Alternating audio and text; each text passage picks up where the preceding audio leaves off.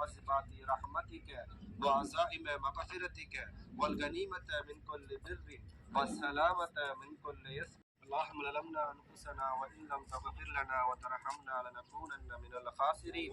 لا إله إلا الله حليم كريم. لا إله إلا الله. கபர்ஸ்தான் இருக்கு.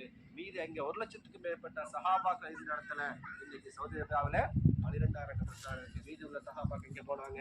எல்லா நாடுகளுக்கும் போனாங்க.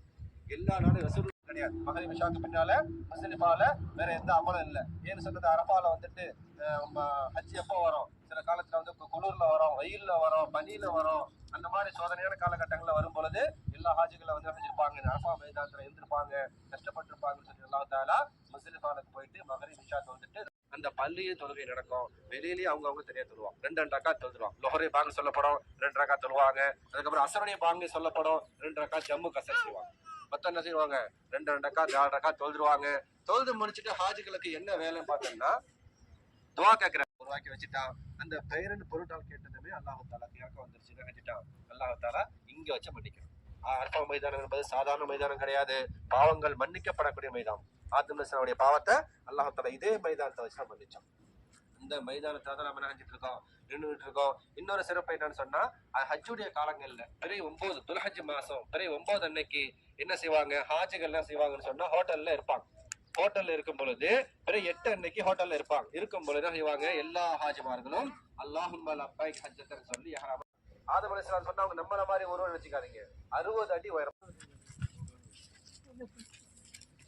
சரிங்களா? அல்ஹம்துலில்லாஹ். அஸ்ஸலாமு அலைக்கும் வரஹ்மத்துல்லாஹி வபரகாத்துஹு. பதிலே காணுமே. அல்ஹம்துலில்லாஹ், மாஷா அல்லாஹ்.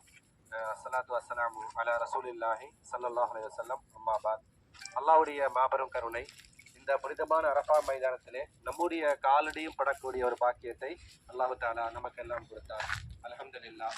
நம்ம மலை பார்த்தோம் இல்லையா? அந்த மலைக்கு பேர் ஜபல் ரஹ்மத்னு சொல்றோம். ஜபல் ரஹ்மத். ரஹ்மத் என்று சொன்னால் அருள் கொடை. அல்லாஹ்வுடைய அருள் கொடை கொண்ட மலை தான் இந்த மலை. எதுக்கு இந்த பெயர் வந்துச்சு? அது ஆதம் அலைஹிஸ்ஸலாம் ஹவ்வா அலைஹிஸ்ஸலாம் சந்திச்ச மலைன்னு சொல்றாங்க. எப்படி அவங்க சந்திச்சாங்க? ஆரம்பத்துல அவங்க எங்க இருந்தாங்க அப்படின்னு பார்த்தோம்னு சொன்னா, அல்லாஹ் தஆலா சொர்க்கத்துல வந்து 2 பேரையும் வாழ வச்சிருந்தான். சொர்க்கமா சொல்றேன், சொர்க்கத்துல சந்தோஷமா வாழ்ந்துட்டு இருந்தாங்க. அல்லாஹ் தஆலா வந்து ஒரு குறிப்பிட்ட ஒரு கனியை காட்டி சொன்னான், இந்த கனியை நீங்கள் சாப்பிடாம இருக்கும் காலம் எல்லாம் நீங்க சொர்க்கத்தை சந்தோஷமா இருப்பீங்க அப்படின்னு அல்லாஹ் தஆலா சொன்னான். ஆனால் ஷைத்தானுடைய அந்த வஸ்வாசா என்ன ஆச்சுன்னு சொன்னா, அந்த கனியை சாப்பிட்டாங்க. எப்போ அந்த கனியை அவர் வாய் உள்ள போனதோ அப்பொழுது என்ன ஆச்சு? சொர்க்கத்து ஆடை அவங்க விட்டு போயிடுச்சு. சொர்க்கத்து ஆடை நல்லா அறிவிச்சிருந்தான். அந்த ஆடை என்ன செஞ்சிருச்சு? ஆடை போனதுல நிர்வாணம் ஆயிட்டாங்க. அல்லாஹ் தஆலா சொன்னா, நீங்க என்ன செய்யுங்க, நீங்க இந்த சொர்க்கத்துல இருப்ப தகுதி இல்ல, நீங்க உலகத்துக்கு போயிடுங்கன்னு சொன்னா உலகத்துக்கு அனுப்பிட்டாங்க. ஆதம் அலைஹிஸ்ஸலாம் ஒரு பூமிக்கு போயிட்டாங்க, ஹவ்வா அலைஹிஸ்ஸலாம் ஒரு பூமிக்கு போயிட்டாங்க. உலகம் வந்து ஒரே பேர்ல தான் இருந்துச்சு. உலகம் என்ற பேர் தான். இப்பதான் நாட்டு பிரிச்சு வச்சிருக்காங்க. அந்த காலத்துல ஒரே பேர் தான். ஆதம் அலைஹிஸ்ஸலாம் செய்றாங்க, 40 ஆண்டுகள் தேடுறாங்க, அந்த மனைவியை தேடுறாங்க. ஹவ்வா அலைஹிஸ்ஸலாமை தேடி ஆதம் அலைஹிஸ்ஸலாம் போறாங்க. ஆதம் அலைஹிஸ்ஸலாம்